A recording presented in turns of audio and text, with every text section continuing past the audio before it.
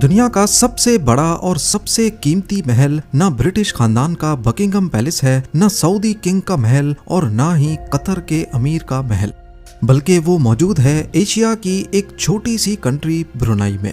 एक छोटी सी सल्तनत जिसका सुल्तान दुनिया का सबसे अमीर और सबसे ताकतवर लोगों में शुमार होता है, सुल्तान हसन अल बोल्किया। इनके महल में गोल्ड इतना आम है कि महल का कोना कोना इससे भरा हुआ है। दरवाजे, दीवार, कुर्सियां और मेज, हर जगह कीमती सोना चमकता हुआ दिखता है। मगर ब्रुनाई सिर्फ दौलत का नाम नहीं, ये एक ऐसी सल्तनत है जहां हर रास्ता एक नया राज खोलता है। एक ऐसी जगह जहां सुल्तान की मर्जी ही कानून है और जहां उनके हुक्म के आगे दुनिया की बड़ी बड़ी ताकतें चुप हो जाती हैं। ब्रुनाई एक छोटी लेकिन नेचुरल रिसोर्सेज से माला माल कंट्री है, जहां के रूलर हसन अल बोल्किया एक ऐसी पर्सनैलिटी के मालिक हैं जो राज, शान और ताकत का जीता जागता सबूत हैं। 1967 से अभी तक ये ब्रुनाई के तख्त के अकेले मालिक हैं और क्वीन एलिजाबेथ II के इंतकाल के बाद अब वो दुनिया के सबसे ज्यादा अरसे तक हुकूमत करने वाले बादशाह बन चुके हैं। ये कहानी सिर्फ वक्त की नहीं बल्कि उस दौलत की है जो आम इंसान सोच भी नहीं सकता।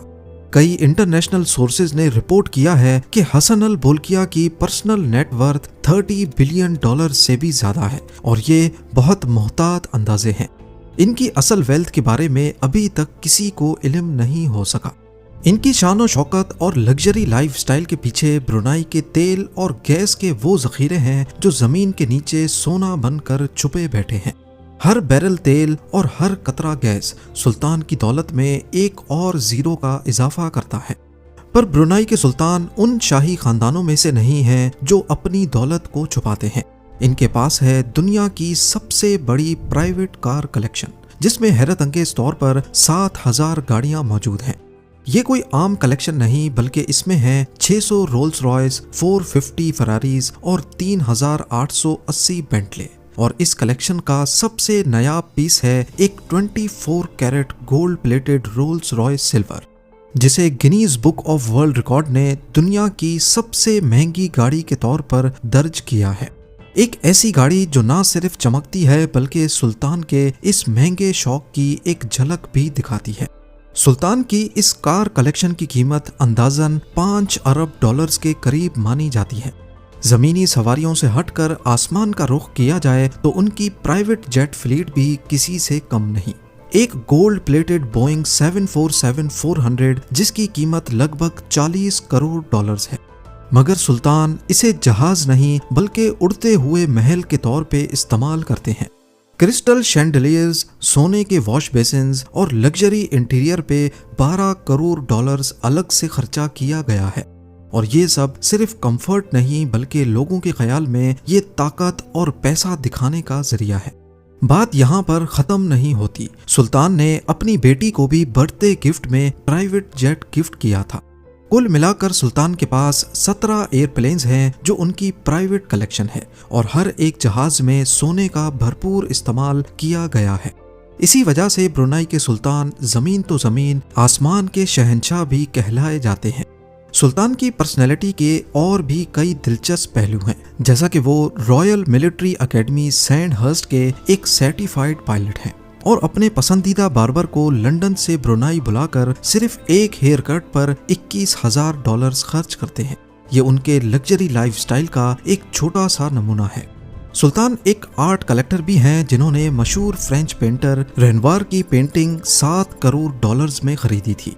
खर्चा करने में ये इतने खुले हाथ के हैं कि 1996 में अपनी 50वीं बर्थडे पार्टी पर इन्होंने एक ही झटके में $3 करोड़ बहा दिए, जिसमें माइकल जैक्सन को परफॉर्मेंस के लिए ही $2.25 करोड़ अदा किए गए। इस दौरान पूरे मुल्क में 2 हफ्ते की छुट्टी मनाई गई और खास इस ओकेजन के लिए पूरा एक नया स्टेडियम बनवाया गया, जिसमें दुनिया भर से 60,000 रॉयल गेस्ट ने शिरकत की। पर असल हैरानी की बात यह थी कि बर्थडे पार्टी में आए रॉयल गेस्ट को असली सोने के मेडल्स दिए गए। महल की बात की जाए तो ये फिलिपिनो आर्किटेक्ट लियांड्रो लॉक्सिन्स ने डिजाइन किया, जबकि इंटीरियर डिजाइन ख्वान च्यू से डिजाइन करवाया गया, जिन्होंने मशहूर जमाना बुर्जुल अरब को भी डिजाइन किया था। 1984 में इस महल की कंस्ट्रक्शन पर $1.5 अरब का खर्चा आया, ठीक उतना ही जितना खर्चा बुर्ज खलीफा की कंस्ट्रक्शन में आया था। ये महल, जिसे नूरुल ईमान कहते हैं, पेरिस के वर्साइल पैलेस से भी 3 गुना बड़ा है। इसमें हैरत अंगेज तौर पर 1788 कमरे, 257 बाथरूम्स, 5000 मेहमानों के लिए बैंक्वेट हॉल, एक मस्जिद, 110 गाड़ियों के लिए गैराज, 200 पोलो पोनीज के लिए एयर कंडीशनड स्टेबल और 5 स्विमिंग पूल्स मौजूद हैं। और सबसे खास बात, इसका डोम 22 कैरेट गोल्ड से बना हुआ है। महल का हर कोना शान शौकत की दास्तान सुनाता है। सोने और मार्बल के फर्श, दरवाजे और दीवारों पर नक्श निगारी। इस महल में टोटल 550 से भी ज्यादा गोल्ड शैंडलियर्स और 18 एलिवेटर्स मौजूद हैं। कहा जाता है कि सुल्तान का महल महल नहीं बल्कि एक पूरा छोटा शहर है। ये महल, जिसे इस्ताना नूरुल ईमान कहा जाता है, इसमें टोटल 17 फ्लोर्स हैं और इसका total floor area 21 lakh square feet पर फैला हुआ है। अब यहाँ आपके जहन में सवाल आ रहा होगा कि इतने बड़े महल में सुल्तान और उनकी फैमिली एक जगह से दूसरी जगह कैसे जाती है। इस काम के लिए महल में इलेक्ट्रिक गोल्फ कार्ट्स का इस्तेमाल होता है। ये महल सिर्फ सुल्तान का घर नहीं बल्कि ये प्राइम मिनिस्टर ऑफिस और ब्रुनाई की गवर्नमेंट का हेड क्वार्टर भी है। यहाँ से मुल्क के तमाम बड़े फैसले किए जाते हैं। सुल्तान हसन अल बोल्किया सिर्फ अमीर तरीन बादशाह ही नहीं, वो खुद प्राइम मिनिस्टर भी हैं, फाइनेंस मिनिस्टर भी और होम मिनिस्टर भी। 2004 की कॉन्स्टिट्यूशनल अमेंडमेंट्स ने उनके इख्तियारात को मजीद मजबूत बना दिया था। उन्हें कानून से बालातर पोजीशन दी गई है, चाहे वो उनकी सरकारी हैसियत हो या पर्सनल। अब यहाँ आपको ये सब देखकर लग रहा होगा कि ब्रुनाई एक लिबरल कंट्री होगी, पर ऐसा नहीं है। उनकी हुकूमत का सबसे अहम पहलू शरिया कानून का नाफिज करना है। 2019 में सुल्तान ने इस्लामी कानून को मुकम्मल तौर पर नाफिज किया। इस कानून के तहत एडल्ट्री और होमोसेक्सुअलिटी करने वाले को पत्थर मार मार कर मौत देने की सजा दी जाती है, जबकि चोरी करने पर हाथ काटने जैसी सजाएं भी हैं। ये इकदाम दुनिया भर में सख्त तनकीद का निशाना बना, जिसके नतीजे में लंदन और पेरिस में सुल्तान के लग्जरी होटल्स के बाहर प्रोटेस्ट भी रिकॉर्ड किए गए। ब्रुनाई में अल्कोहल और पोर्क पर तो सख्त पाबंदी है ही, पर यहाँ तंबाकू नोशी करना भी इल्लीगल है। फतवे सिर्फ सरकारी मुफ्ती ही जारी कर सकते हैं और उनके फतवों का मजाक उड़ाना भी काबिले सजा जुर्म है। यहाँ जुमे की नमाज में तमाम मर्दों को शामिल होना लाजमी है और तमाम औरतों पर फर्ज है कि वो अपने कपड़े ऐसे पहने कि जिस्म पूरा ढका हुआ हो। इन तमाम सख्तियों के बावजूद ब्रुनाई में कुछ चीजें बिल्कुल मुफ्त हैं, जैसा कि एजुकेशन और मेडिकल। यहाँ किसी किस्म का इनकम टैक्स भी नहीं है। यही वजह है कि यहाँ के बहुत से सिटीजन्स अपने सुल्तान से मोहब्बत करते हैं और उन्हें अवाम का सुल्तान कहते हैं। उनका मानना है कि शरिया कानून ने मुल्क को पुरअमन रखा हुआ है और क्राइम की परसेंटेज कम की है। मगर वहीं बहुत से लोगों को ये मुल्क बहुत बोरिंग लगता है और वो थोड़ी आज़ादी के लिए मलेशिया के शहर मिरी की तरफ निकल जाते हैं, जहाँ अल्कोहल और आज़ाद माहौल मिलता है। सुल्तान हसन अल बोल्किया की पर्सनैलिटी कई कंट्रोवर्सीज का शिकार भी रही है। उन पर इल्जाम लगा था कि वो अपने भाई जाफरी के साथ प्राइवेट पार्टीज में शामिल होते रहे हैं।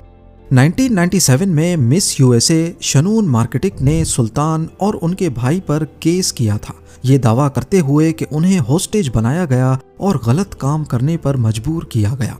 लेकिन यूएस कोर्ट ने सोवरेन इम्यूनिटी की वजह से सुल्तान के खिलाफ कोई फैसला नहीं दिया, जिससे ये जाहिर होता है कि वो पैसे के साथ साथ भरपूर ताकतवर शख्स भी हैं। इसके अलावा 1990s में एक और स्कैंडल हुआ था, जिसे अमेंडियो क्राइसिस कहा जाता है। ब्रुनाई के सुल्तान के छोटे भाई प्रिंस जाफरी बोल्किया पर इल्जाम लगा कि उन्होंने अरबों डॉलर्स की शाही दौलत का गलत इस्तेमाल किया था। उन्होंने लग्जरी यॉट्स, प्राइवेट जेट्स और हजारों कीमती गाड़ियों पर पानी की तरह पैसा बहा दिया। इसकी वजह से ब्रुनाई की रेपुटेशन को अच्छा खासा झटका लगा और ब्रुनाई की रॉयल फैमिली में भी टेंशन्स पैदा हुई। आखिरकार सुल्तान ने अपने भाई से कंट्रोल छीन लिया और उन्हें मुल्क बदर कर दिया। ब्रुनाई एक ऐसी सल्तनत है जहां का एक हिस्सा लग्जरी की दास्तान बयान करता है तो दूसरी तरफ सख्त इस्लामी कानून अप्लाई होता है। पर इन सब के अलावा कुछ ऐसे फैक्ट्स भी हैं जो शायद आपने ब्रुनाई के बारे में पहले कभी ना सुने हो। ब्रुनाई लफ्ज का असल में मतलब होता है दैट्स इट। इसका पूरा नाम नेगिरा ब्रुनाई दारुस्सलाम है, जहां नेगिरा का मतलब है कंट्री और दारुस्सलाम का मतलब है पीसफुल रहने की जगह। ब्रुनाई से निकलने वाला ऑयल और गैस मुल्क की 90% इकोनॉमी चलाता है। वर्ल्ड वॉर 2 में ऑयल की कमी की वजह से जापान ने ब्रुनाई पर कब्जा कर लिया था और फिर ब्रिटिशर्स ने इसे जापान से आज़ाद भी करवाया। 2013 में ब्रुनाई शार्क फिनिंग यानी शार्क की पूंछ काटने पर बैन लगाने वाली पहली एशियन कंट्री बनी। ब्रुनाई में एजुकेशन पर बहुत जोर दिया जाता है और यहाँ का लिटरेसी रेट दुनिया के कई मुल्कों से बेहतर है, जो 98% के करीब है। यहाँ की करेंसी ब्रुनाई डॉलर्स है, जो सिंगापुर में भी चल सकती है। केम्पोंग अयर, जिसे वेनस ऑफ द ईस्ट भी कहा जाता है, ब्रुनाई रिवर पर पानी के ऊपर बनी एक पुरानी बस्ती है जो ब्रुनाई के कदीम कल्चर की झलक दिखाती है।